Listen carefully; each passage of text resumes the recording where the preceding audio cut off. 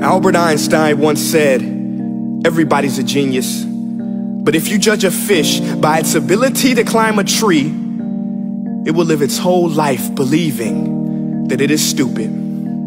Ladies and gentlemen of the jury, today on trial we have modern day schooling. Glad you could come. Not only does he make fish climb trees, but also makes them climb down and do a 10-mile run. Tell me, school, are you proud of the things you've done?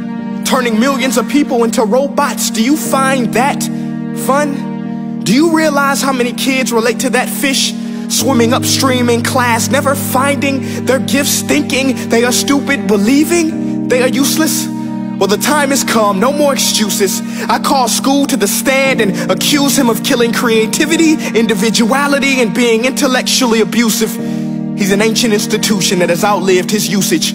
So, Your Honor, this concludes my opening statement, and if I may present the evidence of my case, I will prove it. Proceed. Exhibit A. Here's a modern day phone. Recognize it? Here's a phone from 150 years ago. Big difference, right? Stay with me. Here's a car from today, and here's a car from 150 years ago. Big difference, right? Well, get this. Here's a classroom of today, and here's a class we used 150 years ago. Now ain't that a shame? In literally more than a century, nothing has changed. Yet you claim to prepare students for the future? But with evidence like that, I must ask, do you prepare students for the future or the past? I did a background check on you and let the record show that you were made to train people to work in factories, which explains why you put students in straight rows, nice and neat, tell them sit still, raise your hand if you want to speak, give them a short break to eat, and for 8 hours a day tell them what to think.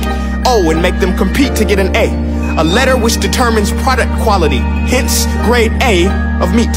I get it. Back then, times were different. We all have a past. I myself am no Gandhi. But today, we don't need to make robot zombies. The world has progressed. And now we need people who think creatively, innovatively, critically, independently, with the ability to connect. See, every scientist will tell you that no two brains are the same. And every parent with 2 or more children will confirm that claim.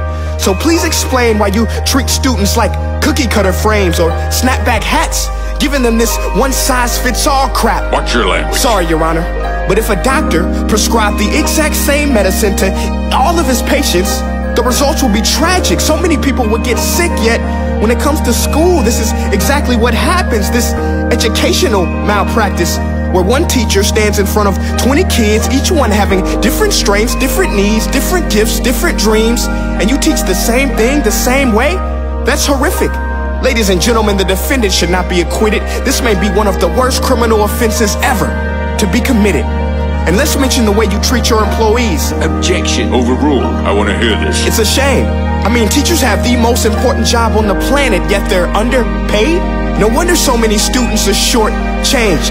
Let's be honest, teachers should earn just as much as doctors, because a doctor can do heart surgery and save the life of a kid, but a great teacher can reach the heart of that kid and allow him to truly live.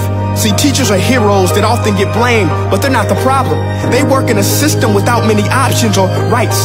Curriculums are created by policymakers, most of which have never taught a day in their life. Just obsessed with standardized tests. They think bubbling in a multiple choice question will determine success. That's outlandish. In fact, these tests are too crude to be used and should be abandoned, but don't take my word for it. Take Frederick J. Kelly, the man who invented standardized testing, who said, and I quote, "These tests are too crude to be used and should be abandoned." Ladies and gentlemen of the jury, if we continue down this road, the results will be lethal. I don't have much faith in school, but I do have faith in people. And if we can customize healthcare, cars, and Facebook pages, then it is our duty to do the same for education, to upgrade it, change it, do away with school spirit, because that's useless. Unless we're working to bring the spirit out of each and every student, that should be our task. No more Common Core. Instead, let's reach the core of every heart in every class. Sure, math is important, but no more than art or dance. Let's give every gift an equal chance. I know this sounds like a dream, but countries like Finland are doing impressive things.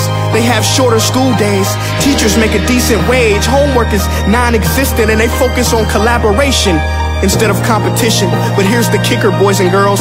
Their educational system outperforms every other country in the world. Other places like Singapore are succeeding rapidly. Schools like Montessori, programs like Khan Academy. There is no single solution, but let's get moving. Because while students may be 20% of our population, they are 100% of our future. So let's attend to their dreams, and there's no telling what we can achieve. This is a world in which I believe, a world where fish are no longer forced to climb trees. I rest my case.